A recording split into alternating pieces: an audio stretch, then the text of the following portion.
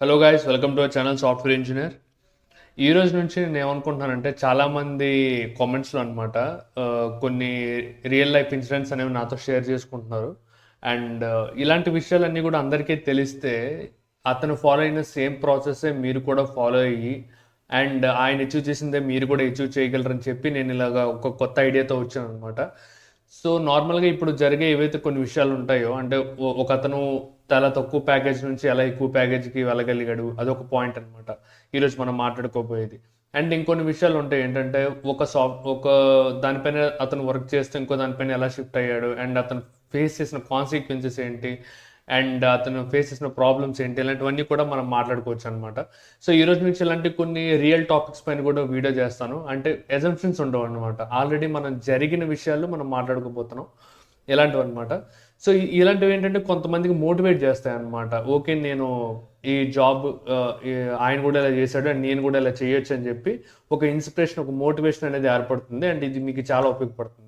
So ఇది నాకు అనిపించింది ఎంతోమందికి యూజ్ అవుద్దని చెప్పి. సో ఈరోజు మనం మాట్లాడుకునేది ఏంటంటే, నాకు తెలిసిన ఒక ఆయన ఈ డీటెయిల్స్ అని చెప్పాడు అనమాట. ఆయన 4 lakh ప్యాకేజ్ నుండి 2 yearsలో 15 lakh ప్యాకేజ్కి ఎలా మారాడు అండ్ ఎలా షిఫ్ట్ అయ్యాడని చెప్పి.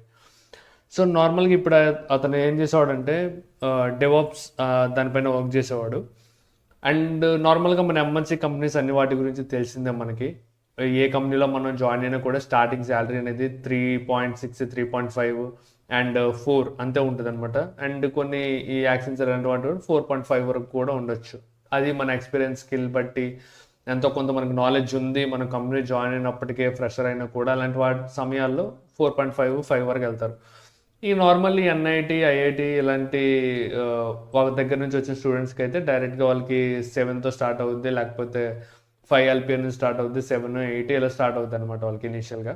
So maximum of the members మనం నార్మల్ Tier 3 కాలేజ్ నుంచి వస్తాం కాబట్టి ఇలా మనం మాట్లాడుకుందాం. అంటే మన శాలరీ స్టార్టింగ్ 4 ఉంది, లేకపోతే 3.6 ఉందని చెప్పి. సో ఇక్కడ ఒక 1 year, 2 years ఇప్పుడు ఏంటంటే మీరు ఒక 1 year ఏ కంపెనీలో చేసి నేను నెక్స్ట్ కంపెనీకి షిఫ్ట్ అవ్వాలనుకుంటున్నాను అనే విధానం అనేది చాలా రాంగ్ అనమాట. మన మినిమం ఫస్ట్ కంపెనీలో 2.5 years ఆర్ 3 years ఉంటే చాలా మంచిది, ఆర్ అట్లీస్ట్ 2 years అనమాట. ఎందుకంటే నెక్స్ట్ కంపెనీ వాడికి ఏమనిపిస్తుంది అంటే, నువ్వు జాయిన్ అయిందే ఫ్రెషర్గా అండ్ వాళ్ళు నీకు ట్రైనింగ్ అన్ని కొంచెం ఒక మంత్స్ పోతే, ఒక 6 months, 4 months పోతాయి. అది పోయిన తర్వాత నువ్వు రియల్ టైం ప్రాజెక్ట్ మీద వర్క్ చేసింది చాలా లెస్ టైం అని వాళ్ళు ఫీల్ అవుతారనమాట. అండ్ వితిన్ 1 yearలో 6 monthsలో ఇలా షిఫ్ట్ కొట్టడం వల్ల వాళ్ళకి ఒక ఆలోచన ఏమొస్తుందంటే, వీళ్ళు ఒక దగ్గర అంటే ఒక కంపెనీలో మనం జాయిన్ అయ్యేటప్పుడు స్టెబుల్గా ఉండలేకపోతున్నారని చెప్పి వాళ్ళకు ఒక థాట్ వస్తుంది అనమాట. అది మన ఎఫెక్ట్ అవుద్ది, మనకి జాబ్ రావడానికి విషయం మీద ఒక ఎఫెక్ట్ అవుతుంది అనమాట. సో ఇక్కడ నేను చెప్పే విషయం ఏంటంటే, ఇక్కడ మీరు షిఫ్ట్ అయ్యేటప్పుడు ఏం చేస్తారు, మినిమం 2.5 years, 3 years అయితే కంప్లీట్ చేసుకోండి. అది ఎంత కష్టమైనా కూడా.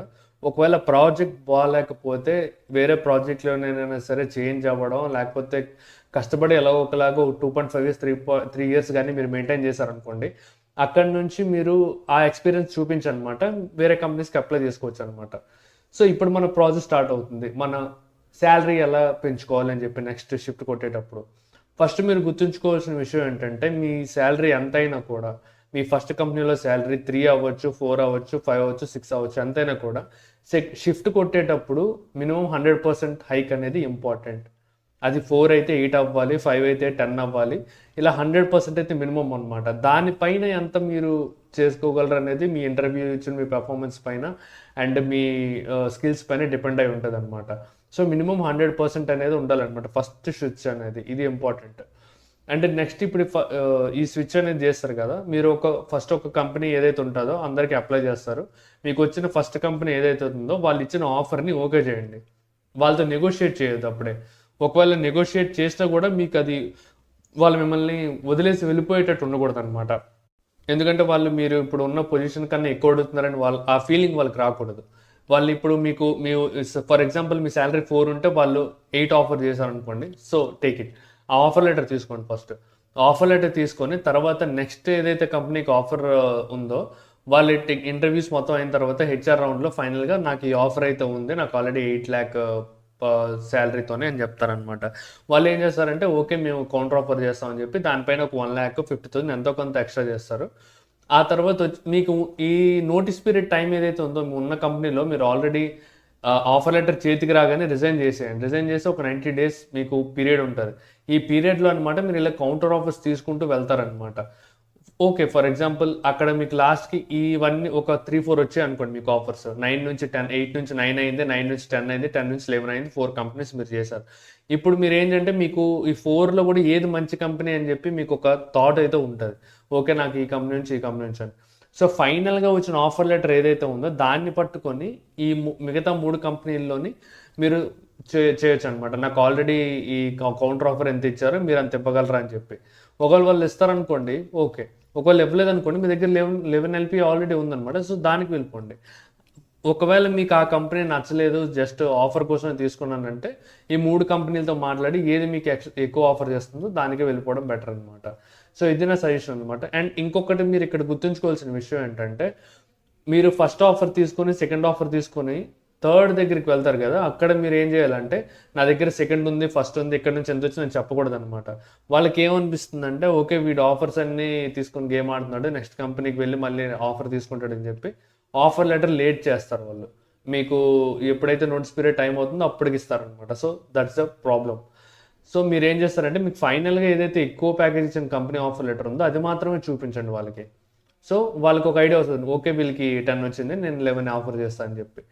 సో, ఇదనమాట మీరు గుర్తుంచుకోవాల్సిన విషయాలు. మినిమమ్ 100% హైక్ అనేది ఫస్ట్ స్విచ్‌లో ఉండాలి. అండ్ కౌంటర్ ఆఫర్స్ దగ్గరికి వెళ్ళేటప్పుడు ఓన్లీ మీకు లాస్ట్ అండ్ ఫైనల్‌గా హైయెస్ట్ ఏదైతే కంపెనీ ఇచ్చిందో ప్యాకేజ్ అది మాత్రమే చూపించండి offer letter. So, that's it for today. Signing off. ఇంకా మీకు ఏమైనా డౌట్స్ ఉంటే కామెంట్ సెక్షన్‌లో మెన్షన్ చేయండి. నేను తప్పకుండా రిప్లై ఇస్తాను. అండ్ ఏ టాపిక్ పైనైనా కూడా వీడియో కావాలనుకుంటే అది కూడా మెన్షన్ చేయండి. నేను తప్పకుండా వీడియో చేస్తాను. That's it for today. Signing off.